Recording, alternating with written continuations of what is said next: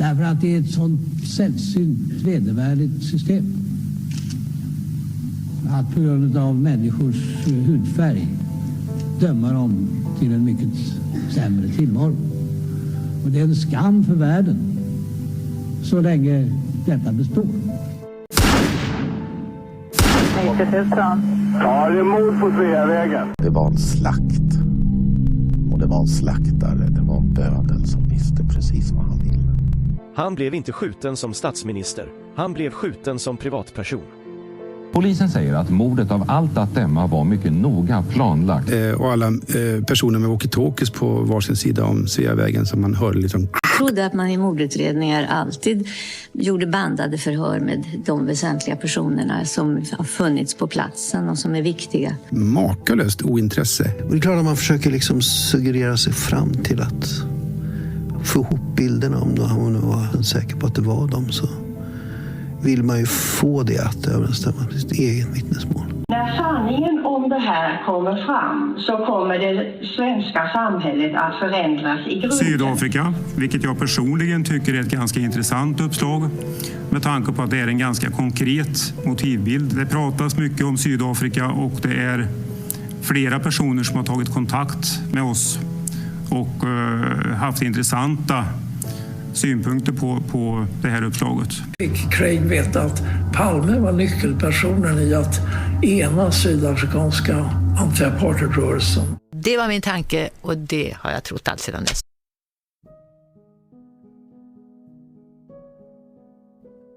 I förra delen gick vi igenom hur verklig och viktig information som dyker upp, blandas upp och förminskas i samband med att Dekokbomben briserade i Sydafrika 1996. Vi gick igenom hur Tommy Lindström var otroligt tänd på hela Sydafrikaspåret, baserat på uppgifterna han visste om. Hur lik Anthony White är fantombilden. Några dagar senare frångår Lindström alla vedertagna rutiner och genom att bluffa sig in och möta den kock så visar det sig att Don Kock helt har glömt och tappat bort en lapp där mördarens namn skulle ha varit antecknat. Sedan vet inte heller hans vänner längre vem som är mördaren, förutom att det absolut inte kan vara Anthony White. Som vi redan har lyft fram, i snart oändligt antal gånger, så hade Ryan Stander till och med papper på hur mycket Anthony fått som ersättning för mordet, och vilket konto som pengarna betalats ut på. Varför försökte inte Palmeskinutredningen ens leta upp Ryan Stander? Till och med justitieministern i Sydafrika, Dullah Omar, var helt införstådd med Ryans önskemål och hans uppgifter. Förstår ni verkligen inte hur otroligt avslöjande allt detta är för vilka som är gärningsmännen bakom mordet? Så i denna del kommer vi att sätta fokus på Anthony White och honom som person. Är det verkligen han som genomförde den iskalla slakten, som var välplanerad och som ett vittne redan visste var på gång när han satt på första parkett i samband med mordet? Stämmer signalementet på denna sydländska person i mörk rock som vittnen sett vid mordplatsen och som sedan tecknerskan såg vid smala gränd? Vi börjar med att bilda oss en uppfattning genom en artikel i Expressen 1 oktober 96. Rubriken lyder: Här är han. Expressen hittade den utpekade Palmemördaren. Nästa rubrik är: Förhör mig, så ska jag berätta allt. Här är James Anthony White, 49. Expressen har, som enda tidning, träffat honom. Mannen som över hela världen pekas ut som Olof Palmes mördare. Om svensk polis vill höra mig ska jag berätta allt. Före detta kollegor i Sydafrikas blodbesudlade säkerhetstjänst pekar ut honom som mannen som mördade statsminister Olof Palme. Expressen hittade Major James Anthony White i staden Beira i Mosambik, där han driver ett sågverk. När vi kommer fram till sågverket blir vi hänvisade till kontoret. Där satt han. Första tanken är att Anthony White är mycket lik den så kallade fantombilden. Vi presenterar oss och berättar vårt ärende. Anthony White ser sammanbiten ut. Något besvärad, men han svarar artigt på våra frågor. Jag har inte mördat Palme, men om svensk polis vill höra mig ska jag berätta allt. Återhållen styrka. Anthony White har mörkt hår och är senigt muskulös. De strama käkarna signalerar återhållen styrka. Han ser trött ut. Jag har inte sovit så mycket i natt, ursäkta sig White kort. Hans ansikte skulle kanske vid en hastig blick kunna påminna om Christer Petterssons. Han är absolut lik den så kallade fantombilden. När han rör sig gör han det med lugn, smygande gång. Något som talat för att han inte passar in på mördaren. Lisbeth Palme har vittnat om en man med haltande, vaggande gång. I tv-rekonstruktioner har vi alla sett den flyende mördaren med den haltande gången. Vi samtalar och efter en stund beslutar vi att träffas senare på kvällen hemma hos Anthony White. Vi åker till hans stora villa vid en av de finare gatorna i centrala Beira, Mosambiks näst största stad, intill Indiska oceanen. Omgärdad av stålstängsel. Vi blir sittande på Anthony Whites balkong. Hela trädgården är omgärdad av ett högt stålstängsel.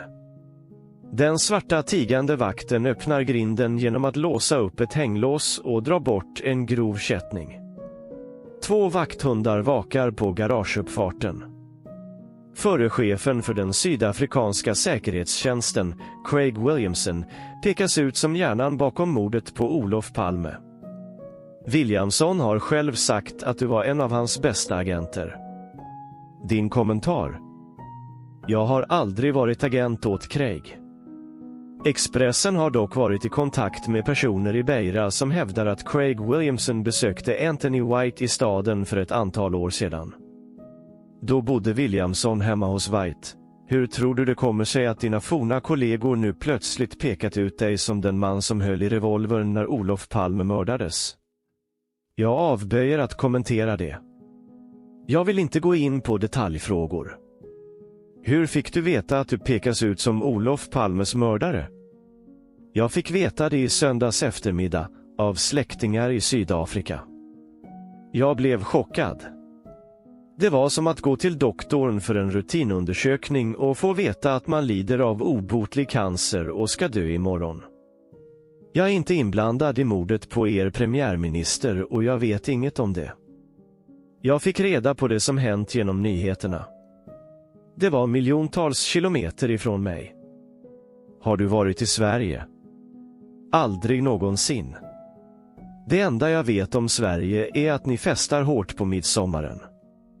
Jag ställer mig fullständigt tillgänglig, både när det gäller tid och plats för officiella förhör.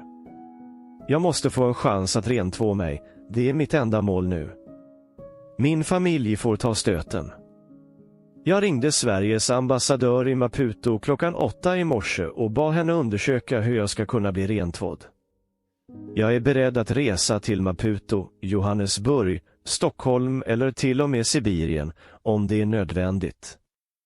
Hur känns det att över hela världen anklagas för att vara Olof Palmes mördare? För min egen del klarar jag mig, men det är min familj och mina vänner som får ta stöten och de har ingenting med det här att göra. Du känner ingen oro för vad som kan komma fram vid en eventuell utredning. Det går inte att bevisa något som inte har hänt. Men jag vill att en professionell utredning görs. Ingen kommer att tro mig om inte svenska myndigheter säger att jag är oskyldig. Du har också anklagats för att sysslat med vapenaffärer och smuggling i stor skala. Din kommentar? Det är inte klokt. Det ligger ingen som helst sanning i det. Mitt företag har 436 anställda, sågen startades 1989. Vi har jobbat hårt för att få det att gå runt. 13 timmar om dagen, 6 dagar i veckan. Jag lever här i Mosambik som en slags inbjuden gäst, men jag är inte rädd för att de mosambikiska myndigheterna ska tro att jag verkligen är skyldig till det här mordet. De vet precis vad jag gör här. Därför är det kanske bara bra för mig att det har skrivits att jag handlar med vapen och droger. Myndigheterna vet att det är felaktigt, och därför inser de kanske också att mordanklagelsen är falsk. Du har också anklagats för tjuvjakt i jättelik skala. Det har sagts att du personligen bär en stor del av ansvaret för att elefanterna är så gott som utrotade här i Mosambik. Ren lögn, det är ett helt horribelt påstående. Det finns ingen anledning att säga mer om det. Fast, stålgrå blick. Över 30 år inom det militära har satt sina spår. Anthony White sitter stramt upprätt i stolen under hela intervjun. Oklanderligt klädd i shorts och blå skjorta. Han har en fast och stålgrå blick som i de exakt rätta ögonblicken får något sorgset över sig när han talar om att han måste få upprättelse. 99% legoknäckt, 1% politiker, som männen på puben några kvarter bort beskriver honom. Svensk polis har framställt en fantombild som ska visa hur den flyende mördaren kanske såg ut. Du är lik den bilden. Anthony White tittar en stund på porträttet. Jag visste inte att jag var så snygg. Han skrattar till, helt kort. Du beskrivs som en av de mest dekorerade soldaterna i den rhodesiska armén och du har ett långt förflutet i den sydafrikanska militära säkerhetstjänsten. Hur många människor har du dödat? Den frågan tänker jag inte ens bevärdiga med ett svar.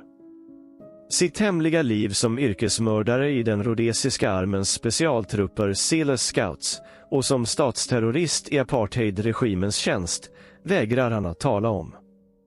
Jag vill inte svara på några detaljfrågor. Inte för att jag misstror pressens förmåga att få fram sanningen, men det jag känner till vill jag berätta för de officiella myndigheter som ska utreda anklagelserna. Det här blir intressant. Märk väl vilka ord som Anthony använder. Han säger att om svensk polis vill höra honom, ställer han upp. Anthony nämner även flera gånger svenska myndigheter och att de ska säga att han är oskyldig. Bara den formuleringen vittnar om att det är dessa som kommer att låta honom gå fri från det här. Det är en del i den överenskommelsen som gjorts med gärningsmännen. Är det inte rimligt att dra slutsatsen att det är precis det han då blivit instruerad att säga? Hänvisa till den officiella utredningen och säg inget annat. Han vet ju nämligen redan att svensk polis, eller mer specifikt Säpo och Palmeskenutredningen, redan gett honom frikort för mordet. Skulle de verkligen vilja att det kommer upp till ytan? Det är heller inte bara en gång han hänvisar till officiella myndigheter. Att artikeln ens tar upp Lisbeths uppgifter, som att det skulle tala mot Anthony, är såklart tvärtom, bara stärkande i beläggen, eftersom Lisbeth, precis som hela Palmeskenutredningen, skulle sätta dit Christer Pettersson för mordet, istället för de verkliga gärningsmännen. Är det inte också märkligt hur Anthony avböjer att kommentera att han skulle vara skytten, med argumentet att han inte vill gå in på detaljfrågor? Det är lite annat svar än Craig, som bara blånekar. Det är heller inte intressant att diskutera detaljer kring hans erfarenheter från Silas Scout. Sedan 1989 är Anthony White en sågverksägare. Det är verkligen den bilden han vill lyfta fram. Blir det inte väldigt genomskinligt att detta är en del i en mörkläggning av ett tidigare våldsamt liv, som kanske med pengasäcken från mordet på Olof Palme gav en ny start i livet? Är det kanske så att svenska SIDA-pengar stöttar själva uppbyggandet av sågverket för byggans nya hederliga leverne? Uppgiften om att han inte varit i Sverige blir såklart komisk i sammanhanget och påminner väldigt mycket om Craig Williamsons. Vi återkommer till detta senare.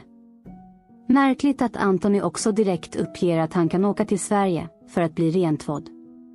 Att inte han också hotar med att stämma tidningar, som Craig gjort, som nästan var väntat. Det är såklart i Sverige som upplyftandet av uppgifterna i utpekandet ska stävjas framöver. Vilket vi redan gått igenom när just Anthony, tillsammans med svenska myndigheter, stämmer tidningarna för att ha pekat ut Anthony. Det som sedan leder till att svensk media ger upp och tystas av det svenska politiska etablissemanget.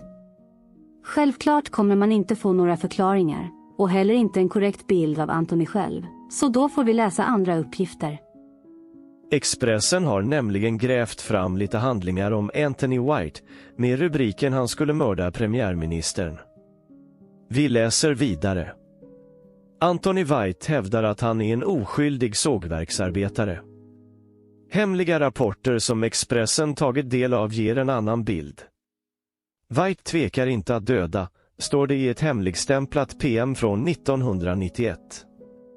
Anthony White pekas också ut som en notorisk lögnare och Expressen kan avslöja att han 3 år efter Palmemordet försökte döda Lesothos dåvarande premiärminister.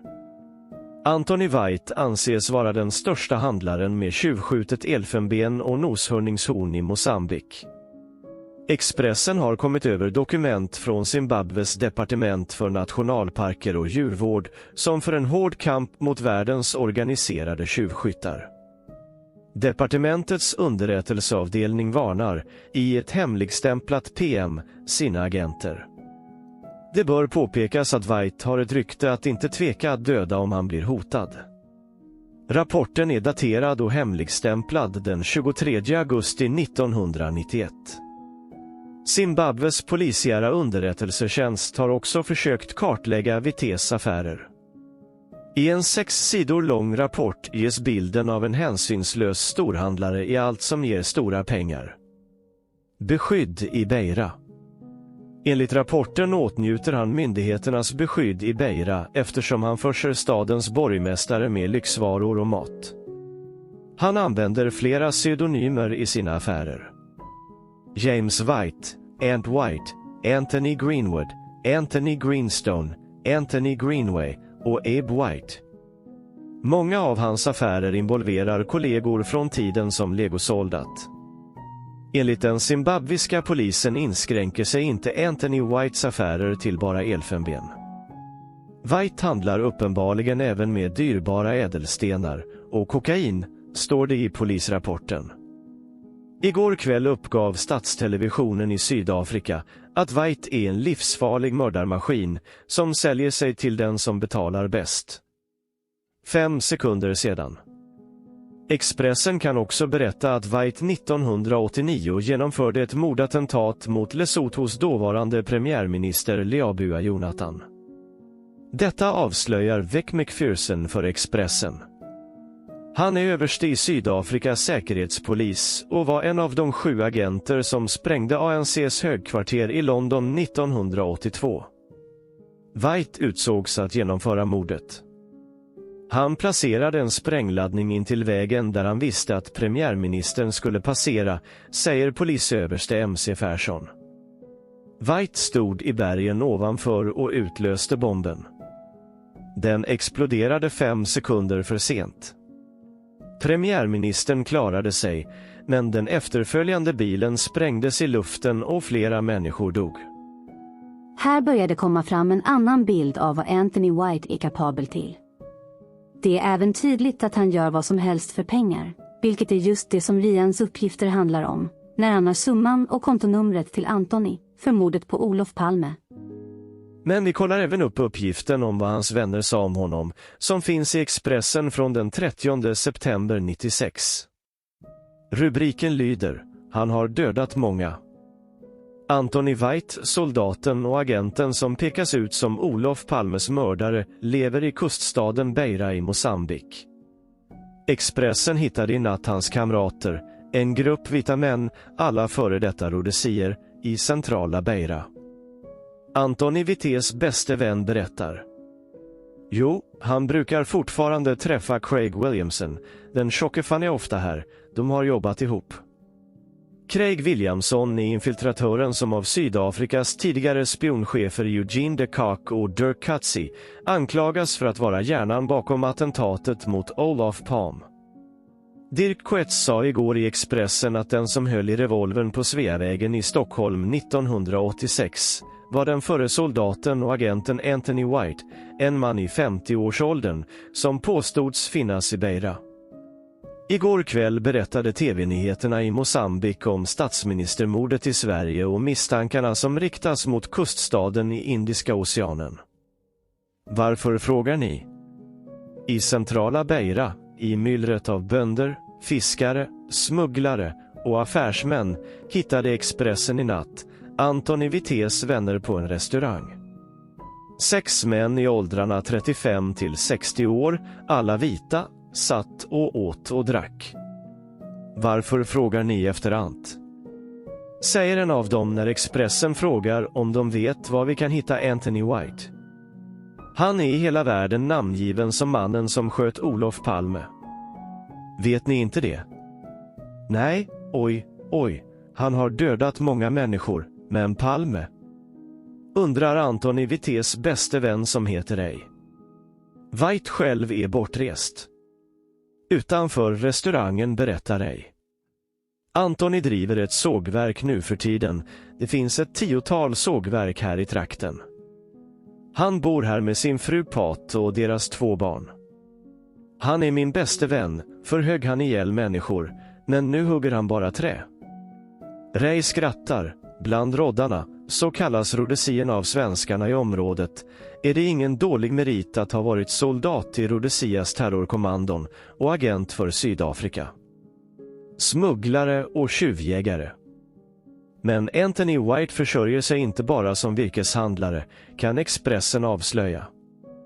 Han misstänks vara inblandad i smuggling med hjälp av små flygplan som trafikerar de dåligt bevakade gränserna i sydöstra Afrika. Vissa källor säger också att Anthony White är tjuvjägare och för den svenska rikskriminalen kan han bli ett svårt fall. Enligt kriminalkommissarie Ulf Vaxler vid Interpol är både Sydafrika och Mosambik visserligen med i Interpol, men trots att Interpol har ett kontor i Mosambiks huvudstad Maputo saknar Sverige ett utlämningsavtal med landet. Sverige har en polis stationerad i Kenya som sambandsman och i Angola finns svenska FN-poliser. Men hittills har ingen SNEX företrädare tagit kontakt med den lokala polisen i Beira. Polisen saknar bevis. I Stockholm har Palmegruppen nämligen inte bevis nog för att låta efterlysa Anthony White, men kanske kommer de att få hjälp från oväntat håll om man väljer att gå under jorden. Utlandssvenskarna. Ambassadör Helena Ödmark i Maputo vill inte uttala sig, men i Mosambik bor det omkring 3000 svenskar och bland dem sprider sig kunskapen och nyfikenheten om Sydafrikaspåret och Anthony White. De flesta svenskar sysslar med bistånd, men några är missionärer och i Beira finns en hjälporganisation. Ding och andra européer i Mosambik följer medierna i Sydafrika som refererar det senaste om Palmemordet och kommer alldeles säkert att hålla ögonen öppna efter Anthony White om han lämnar Beira. Det kan vara Ant. Från Beira är det ungefär 30 mil till Zimbabwe och Anthony White tillhör de som tros vara med om att skövla skogarna i Mosambik för att sälja virke i Zimbabwe, där priserna är mycket höga. Inte ens nationalparken Gorongosa har klarat sig från skövlingen. Varför är ni så intresserade om Anthony White sköt eller inte? Frågar ej. Därför att vi vill veta om det är sant. Är han mördaren? Jag vet inte, han har inte sagt något till mig. Men det skulle kunna vara Ant. Nästa rubrik är elitsoldat och mördare. För Anthony White var mord vardag. Han är utbildad att döda i de rhodesiska säkerhetsstyrkorna. Rasistregimen satte in Anthony White på de viktigaste och farligaste uppdragen. Sedan Lan Smiths vita regering tvingats lämna ifrån sig makten flyttade White till Sydafrika. Där värvades han av superspionen Craig Williamson. Det var mycket hemligt vilka slags uppdrag White utförde åt Williamson, säger den förre sydafrikanske spionchefen Dirk Coetzee till Expressen. Craig Williamson bekräftade igår på telefon från Angola att White jobbade åt honom. Han var anställd i Longreach, det är sant. Han jobbade med samma sak som vi andra, att skaffa information som var till nytta för Sydafrika. Vi hade inga mordaktioner för oss. Människor som känner Anthony White ger 2 olika beskrivningar av honom. Kriget mot gerillan formade honom till en iskall mördare. Han fortsatte att vara elitsoldat även sedan han lämnat Zulu Scouts. Han tog order och utförde dem till punkt och pricka. En charmig man. En charmig man, utåtriktad, lätt till skratt och skämt, säger andra. Han är intelligent och mycket beläst. Det är en kille som jag gärna dricker en öl med på puben, säger författaren Peter Stiff, som känner honom. De flesta är övertygade om att Anthony White kan ha mördat Olof Palme.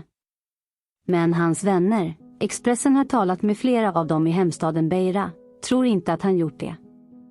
Det är omöjligt. White är soldat, inte mördare, sa igår VT:s förre chef, överstelöjtnant Ron Reed Daly. Elitkommandot. Anthony White började sin karriär i Rhodesias armé som 20-åring. Han avancerade snabbt till officer. Efter några år sökte han till Seal Scouts, elitkommando, som förde ett blodigt krig mot 3 svarta gerillafraktioner som kämpade mot Ian Smiths regim. Där blev White kapten och förde befäl över små styrkor som attackerade gerillaposteringar, ofta efter att ha använt svarta Seal Scouts som infiltratörer. Anthony White blev en av den rhodesiska armens mest dekorerade soldater och han utnämndes till instruktör för elitförbanden, som fördömdes över hela världen. Säkerhetsfrågor. Han kom till Sydafrika 1981. Han startade en firma som jobbade med bevakning och säkerhetsfrågor i Johannesburg. Firman döptes till Security Scouts eftersom White anställde flera av sina kamrater ur Seal Scouts. Så kom Craig Williamson i kontakt med honom. Han var en av de bästa, jag ville ha honom i Longreach. Han hade kunskapen och den rätta bakgrunden, har Williamson berättat. Tillsammans med Williamson utkämpade han det smutsiga krig som apartheidregimen bedrev mot Sydafrikas motståndare inom och utanför landet. Sverige var en motståndare som Craig Williamson och hans agenter koncentrerade sina krafter mot. När Longreach upplöstes flyttade Anthony White till Mosambik. Han startade ett sågverk, TCT, och en transportfirma. Men en internationell organisation som slåss för att bevara Afrikas vilda djur anser att Anthony White tjänat sitt levebröd på annat sätt, tjuvskytte och elfenbenssmuggling. Organisationen har kartlagt den förre soldaten och agenten och har en hel akt om hans förehavanden i skogarna kring staden Beira. I Beira, där White bor, har efter Mosambiks långa inbördeskrig blivit central för smuggling av diamanter, horn från noshörningar och elfenben. Den svenska polisen kommer nu att försöka kartlägga White, och säkert finns svaret på många frågor i brittiska arkiv, hos de hemliga militära underrättelsetjänsterna MI5 och MI6, eller hos säkerhetspolisen Special Branch. Att få läsa den dossier om Anthony White, som finns där, blir säkert inga problem.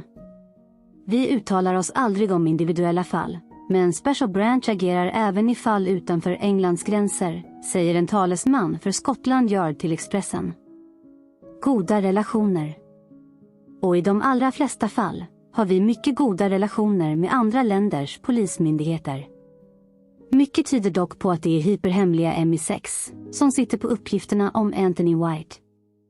Redan för 8 år sedan skrev den ansedda brittiska tidskriften New Statesman att 3 svenska affärsmän med sydafrikanska finansiärer reste till London för att finna en professionell attentatsman för ett attentat mot Palme. Legosoldater.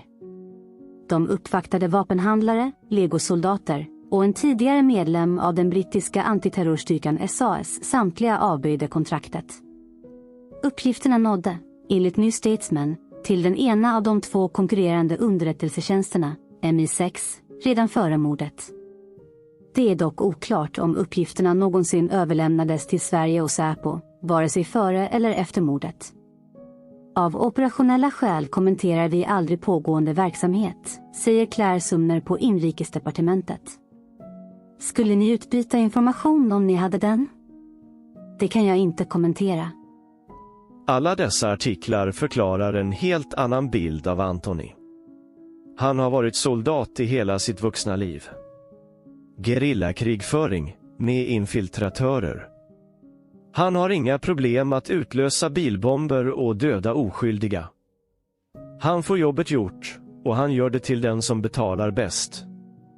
Men han har en lång och mycket tät kontakt med Craig sedan länge, som litar blint på Anthony och hans kunskaper samt den rätta bakgrunden. Blir det då inte intressant när Antonys vänner försvarar hans oskuld, i fallet med Olof Palme, med att han är soldat och inte mördare, när Craig har berättat om allt han gjort som soldat i regimens krig? Att Antony som elitsoldat och yrkesmördare inte skulle ha hjälpt Craig i hans krig som soldat runt om i Europa och Sydafrika finns det väl inga som helst tvivel kring i sammanhanget. Efter dessa beskrivningar så funderar verkligen på vittnet Morelius orubbliga vittnesmål från mordkvällen om en iskall slaktare som visste precis vad han gjorde, om inte det stämmer väldigt bra in på Anthony White. Tycker du det stämmer in på Christer Pettersson eller Stig Engström efter denna genomgång, uppmanar jag dig att sluta följa denna kanal. Då har du rimligen inga möjligheter att ta till dig av den relevanta information som behövs för att förstå bakgrunden till Palmemordet. Så enkelt är det. Men märk också hur det ofta ska vävas in lite desinformerande information om 3 svenska affärsmän som skulle vara inblandade i ett planerat attentat mot Palme. Vad som ofta avslöjar är det som handlar om att det är oklart om uppgifterna någonsin lämnades till Sverige och Säpo. Typiskt argument i samband med desinformation. Varför skulle någon inte lämna detta till Palmeskenutredningen? Och om det har gjorts, varför har det inte lett någon vart? Här kan man väldigt enkelt placera in den artikel och källa i samma fack som svenska desinformerande tidskrifter och statsmedia. För er andra, som kan ta till er av detta, så kommer såklart frågorna om Antony verkligen varit i Sverige vid tiden för mordet. Han säger själv att han aldrig varit i Sverige. Det är först när man förstår att den samtidiga Steiberhindövningen på mordkvällen var skälet till mörkläggningen av Palmemordet och de sydafrikanska gärningsmännen och bortstädningen av kopplingen via Theo på Kreta som vi kan ta till av de få, men mycket viktiga uppgifterna som vi faktiskt har från mordkvällen. Tänk på att det redan i den första tv-sändningen talas om vittnen som sett 2 män i mörka rockar försvinna in på Tunnelgatan. De ska enligt uppgift ha sydländskt utseende. Vi har redan gått igenom att Stig Engström är den första personen som springer Tunnelgatan in och att han inte ens tittade mot mordplatsen utan bara hörde vad som hände. Men den som sköt är förstås Anthony White. Det är även Anthony White som tecknerskan ser vid smala gränd. Hon som fick arbeta med signalementsmaskinen från NATO-högkvarteret i Wiesbaden, som gjorde att vittnen via statsmedia och andra medier lockades in i det mörkläggande gapet, Palmeskenutredningen. Det är även dagarna efter mordet som ett Säpo-anställt vittne ser Anthony White i Säpos lokaler komma i jeans och t-shirt. Vi läser detta igen.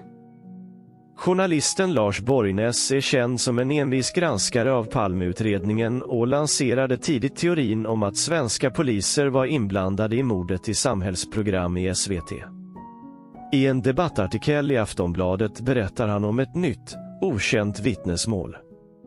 När en kvinna upplevde att hon inte blev tagen på allvar av utredarna hörde hon av sig till journalisten. Jag ser henne som mycket trovärdig. Hon har dessutom berättat samma saker för 2 närstående kort efter att det skedde, vilket de bekräftat för mig, säger Lars Borgnäs till Aftonbladet. Såg en elitsoldat hos Säpo. Tipset rör en sydafrikansk elitsoldat, Anthony White, som pekats ut som Palmes mördare. Han har nekat till anklagelserna och nekat till att han var i Sverige vid aktuell tidpunkt. Men enligt det anonyma vittnet syntes mannen i Säpos korridorer i bara dagar efter att Palme mördades. White kom enligt kvinnan gående, klädd i jeans och vit t-shirt, mellan 2 kostymklädda Säpomän. De gick in i en hiss som går rakt ner i garaget. Säpos hemliga hiss. White såg trött ut. Kvinnan la märke till honom eftersom han utgjorde en ovanlig syn i lokalerna, skriver Lars Borgnäs i Aftonbladet. Fick ingen återkoppling av utredningen. 10 år efter mordet, 1996, såg kvinnan elitsoldaten på tv.